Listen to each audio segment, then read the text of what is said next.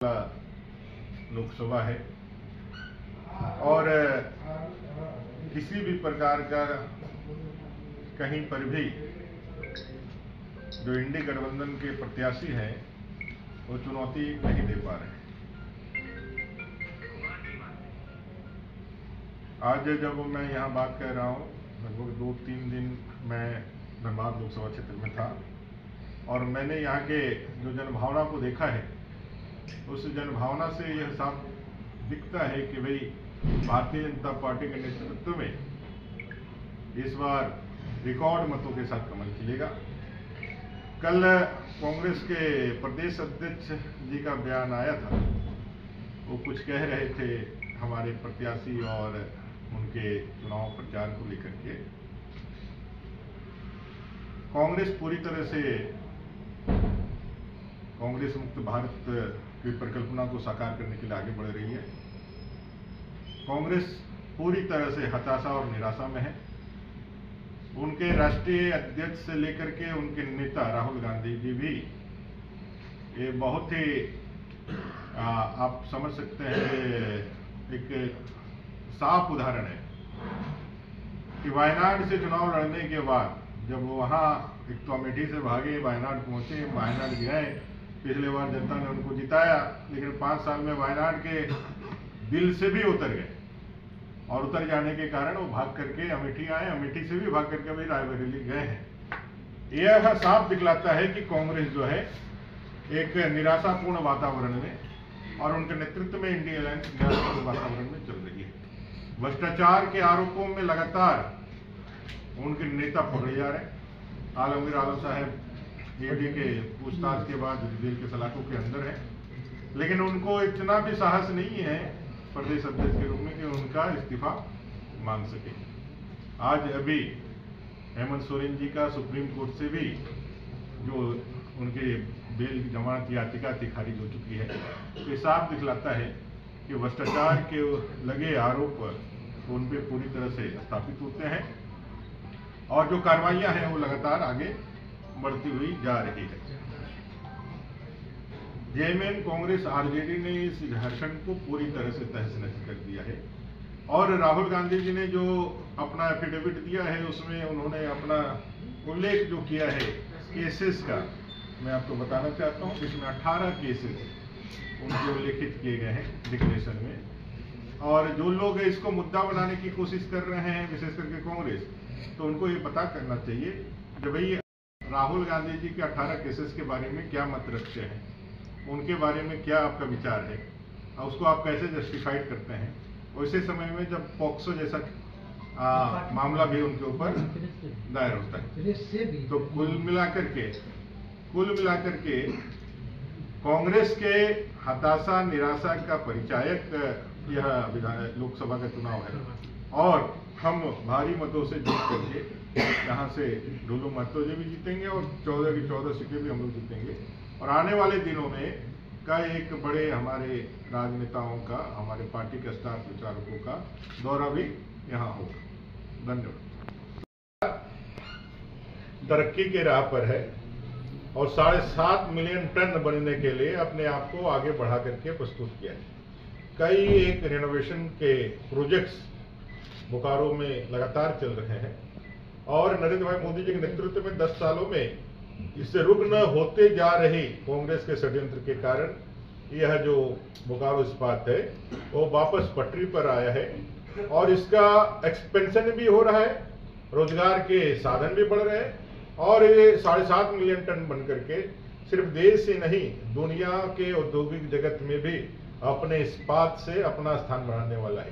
क्योंकि जब भारत के प्रधानमंत्री जी कहते हैं कि हम इस 5 साल में तीव्रतर विकास करके देश की तीसरी सबसे बड़ी आर्थिक व्यवस्था बनेंगे, तो उसमें स्टील सेक्टर भी है जहां हमको लीड लेना है और उसमें अपना बोकारो इस्पात महत्वपूर्ण भूमिका निभाएगा। आपसे 2 सवाल मेरा है।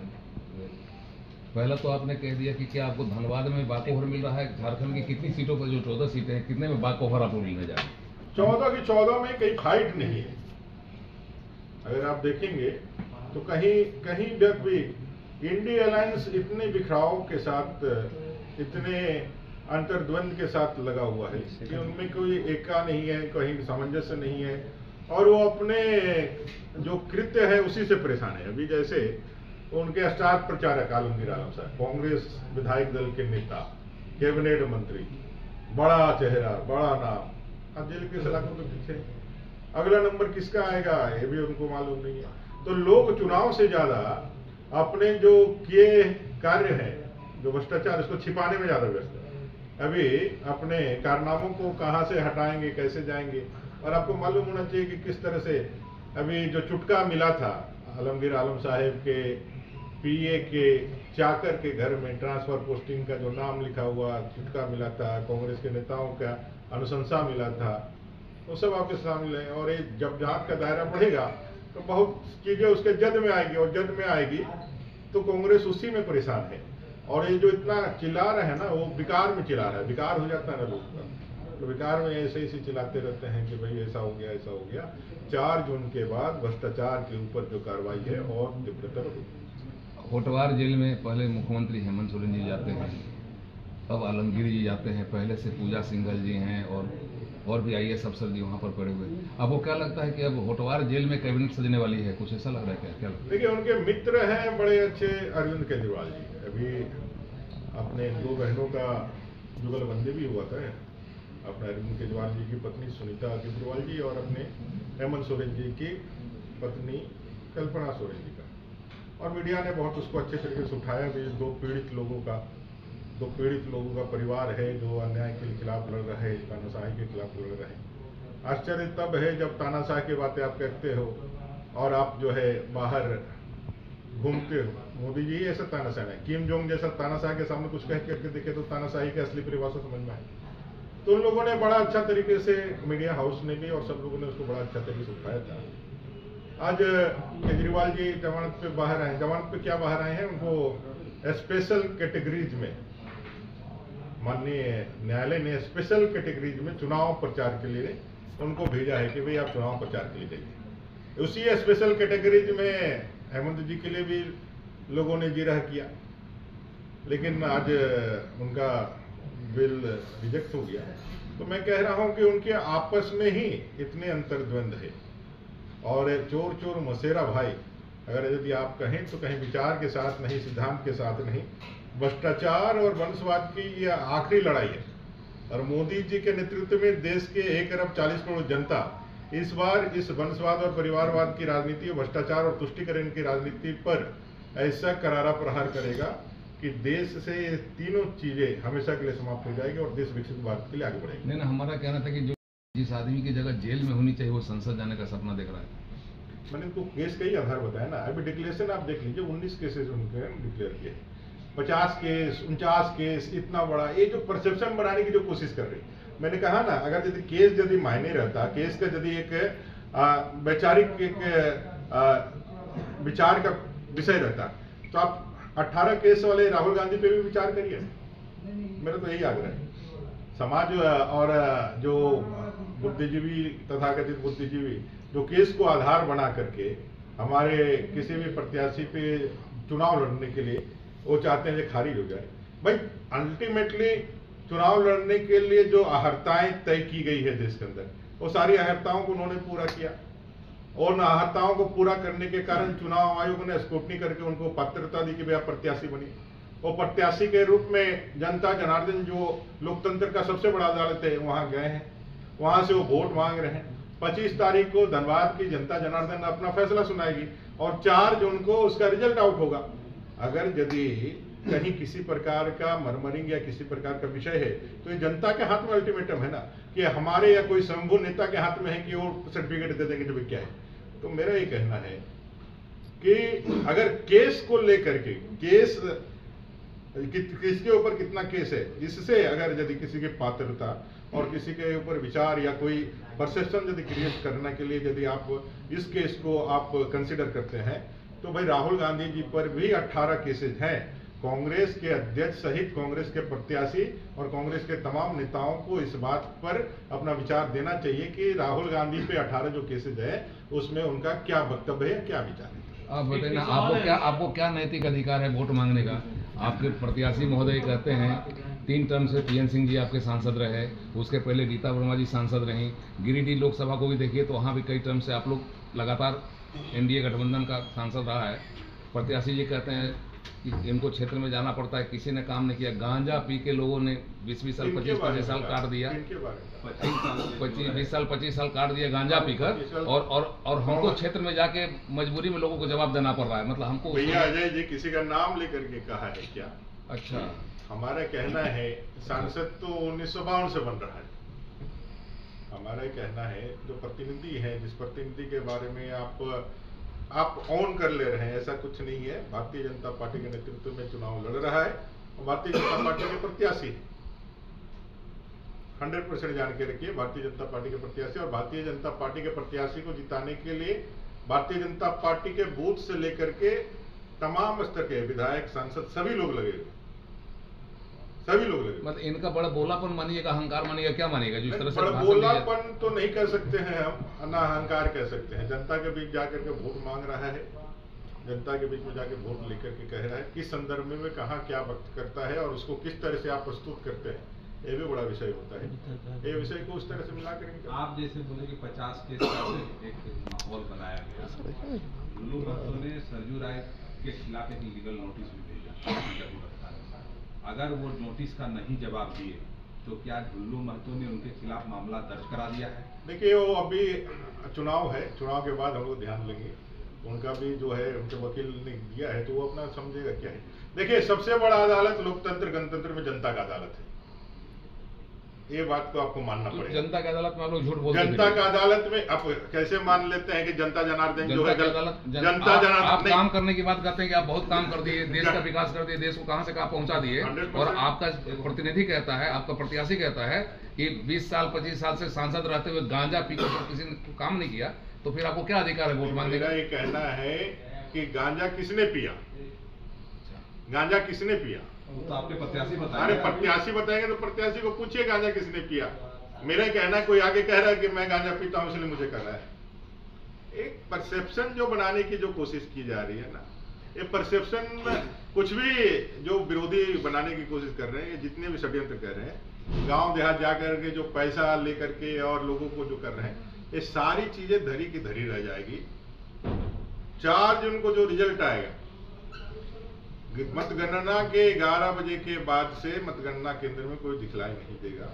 रिकॉर्ड मतों से भारतीय जनता पार्टी के नेतृत्व में कमल खिलेगा और 14 के 14 कमल देकर के हम लोग देश के अंदर 400 सीटें जीत करके प्रधानमंत्री जी को 32। सर आपने कहा कि आपराधिक मामले कोई मायने नहीं रखता। नहीं, मैंने कहा का मामले नहीं है। नहीं 51 और 14 राहुल गांधी और इनके बारे में नहीं, मैंने ये कहा कि जो आप केसेस को लेकर के जो कर रहे हैं, तो मेरा ये कहना है कि कांग्रेस को ये बताना चाहिए कि राहुल गांधी जी के ऊपर तो 18 केसेज है। ठीक है, कांग्रेस तो 18 को उसका जवाब दे। भारत के राजनीति में वो लोग नहीं रहना चाहते जो नैतिकता के बड़े बड़े दुहाई दे करके, अन्ना हजारे जैसे अपने फिगर को और फेस को सामने खड़ा करके रामलीला मैदान में एक शून्य से शिखर तक का सफर को पहुंच करके केजरीवाल जी दिल्ली जैसे प्रदेश के मुख्यमंत्री बने। हजारों लाखों लोगों को यह बताने की कोशिश की कि हम राजनीति में एक नए तरीके से शुचिता स्थापित करेंगे, जिसमें नैतिकता और कर्तव्य बोध सबसे ज्यादा होगा। लेकिन आज देखिए वो खुद को इसलिए मुख्यमंत्री पद से इस्तीफा नहीं देने का कारण बता रहे हैं कि संविधान के अंदर कोई इस तरह का कोई जिक्र नहीं है। इसका मतलब उस समय जब हमारे पुरोधाओं ने जो संविधान की रचना करी थी, तब उनको मालूम रहता कि केजरीवाल जैसा भी कोई व्यक्ति आएगा जो इतना ज्यादा बेशरम होगा कि वो जेल के अंदर भी जाएगा और बोलेगा कि हम इस्तीफा नहीं देंगे, तब शायद वो लोग कुछ न कुछ करते। उनको ऐसी उम्मीद नहीं थी कि देश के अंदर केजरीवाल जैसा बेशरम भी आएगा और आकर के इस तरह के थोड़ी बयानबाजी करे। मुद्दा बना रहे हैं यहाँ पर गिरिडीह दिशा के सदस्य है कामेश्वर पासवान, वो 18 केस है जयराम महतो पे। वो लगातार बोकारो डीसी को पत्र लिख रहे हैं, 15 तारीख को भी लिखे हैं कि जयराम महतो को गिरफ्तार किया जाए। तो अगर केसेस वो नहीं रखता है तो जयराम महतो को गिरफ्तारी के पत्र क्यों? देखिए अगर केस है और नॉन अवेलेबल है तो गिरफ्तारी होंगी ही होंगी। अगर केस है और आपने यदि न्यायालय से जमानत लिया है, क्योंकि न्यायालय ये कहता है, न्याय ये कहता है जब तक आप किसी केस में आप जो है आरोप सिद्ध नहीं हो जाते तब तक आप दोषी नहीं माने जा सकते। आप ही के ऊपर कोई केस कर दिया कोई जा करके, इसका मतलब ये नहीं हो जाता है कि आप दोषी। जयराम महतो के साथ तो same। 100% कह रहा हूं ना, कहा मैं मना कर रहा हूं। कोर्ट से, न्यायालय से जाकर के आप जो है, न्यायालय से जाकर के अपना बेल करा लीजिए, बेल करा लीजिए। जो कानूनी प्रक्रिया है, वो कानूनी प्रक्रिया को आप पूरा करेंगे कि नहीं करेंगे। आपके ऊपर यदि कोई मुकदमा होता है तो पहला क्या होता है, पहला जो एक नागरिक के रूप में आपके पास जो अधिकार है संविधान में, वो है कि मुकदमा किसी के ऊपर भी हो सकता है। विवेचना के बाद, वो ट्रायल चलने के बाद उसका जो फाइनल रिजल्ट आता है। तो जब आपका केस होता है तो आप न्यायालय के पास जाते हैं और न्यायालय से जाकर के अपने लिए जमानत का अर्जी करते हैं। जमानत की जब अर्जी करते हैं तो आपके केस का जितना जैसा ताकत है उसके हिसाब से आपको बेल दिया जाता है और नहीं दिया जाता है। जैसे अरविंद केजरीवाल जी को दे दिया गया और हेमंत सोरेन जी को नहीं दिया गया। हमारी लड़ाई किसी से नहीं। जयराम महतो के चुनाव में कितना बड़ा फैक्टर मानते हैं आप? हम लोग कह रहे हैं ना, जब भाई हम लोगों की लड़ाई सीधे और सीधे, यहाँ कांग्रेस कहीं और जितनी पार्टियां इंडिया अलायंस उसका कहीं महत्व ही नहीं है। हमारी लड़ाई सीधे सीधे प्रकृति से है, प्रकृति के रूप से है। हमारे मतदाता बूथों तक जाए, हमारे लोग इसके लिए संघर्ष करें, हमारी मार्जिन कितनी बड़ी हो, हम इसके लिए संघर्ष। जयराम महतो के बारे में आपकी धारणा क्या है? बात आपने कही कि पर्ची मिला है, राजेश ठाकुर का ही पर्ची मिला था जो मीडिया में भी आया। उनका ये कहना है कि पहली बात, मैंने पैरवी के लिए किसी को नहीं कहा, हटाने के लिए पैरवी मैंने किया। और दूसरी बात, लंबोदर महतो का मिला है वहाँ पर्ची, वहाँ बीजेपी के कई नेताओं का पर्ची मिला है। लेकिन आखिर ईडी जो है एक ही पर्चा क्यों लीक करती है, एक परसेप्शन बनाने के लिए कि तो राजेश ठाकुर जी उसको लीक कर देना, सरकार उसके पास है। उनके पास ईडी नहीं ना, अगर ईडी नहीं हो तो सरकार तो है ना, उनके पास अपना सरकार ही है ना जी। इन्होंने सवाल किया, अरे सवाल के नेता बोले कि कितनी मैंने पैरवी की है ट्रांसफर पोस्ट। सवाल का जो विषय है ना, उनको यदि उनकी सरकार है, उनका प्रशासन है, उनके पास पुलिस है, उनके पास कार्यपालिका है, वो अपने तरफ से घोषणा कर दे, बड़े बड़े अखबारों में विज्ञापन निकाल दे। ईडी नहीं है उनके पास। अरे वो ईडी का क्या मतलब है? लीक तो वही किया। आप लीक कर दीजिए ना, आपके पास है ना। अगर आपको मालूम है जितने लोगों का जो है, हमारा जो है, इनका भी है, तो विज्ञापन कल निकलवाइए। आपका तो पैसा भी नहीं लगता, सरकारी विज्ञापन निकलता है, आप निकाल करके दे दीजिए। इतने लोगों का जो है पर्ची वहां पर मिला। लंबोदर महतो का नाम लिया। अरे तो हम बोल तो रहे हैं, जो आप पर्चा लिख करिए ना, आप ही करिए। देखिए, भारतीय जनता पार्टी किसी भी प्रकार के किसी करप्शन में न संलिप्त है, न संलिप्त होने का कोई काम करती है। आज देश यदि आगे बढ़ा है तो जीरो टॉलरेंस जो है भ्रष्टाचार के ऊपर लागू करने के कारण और न खाएंगे न खाने देंगे की नीति के कारण आज देश इतना आगे बढ़ा है। मतलब भाजपा कोई सबूत नहीं छोड़ती है। ये आपका विचार हो सकता है। भारतीय जनता पार्टी कोई गलत काम करती ही नहीं है कि भाई किसी चीज को कुछ छिपाना पड़े। अमर जी, आपके विधानसभा में कुल्लू महतो को कितना मत मिलेगा इस बार? 100% मतदान के साथ 100% अपने पक्ष में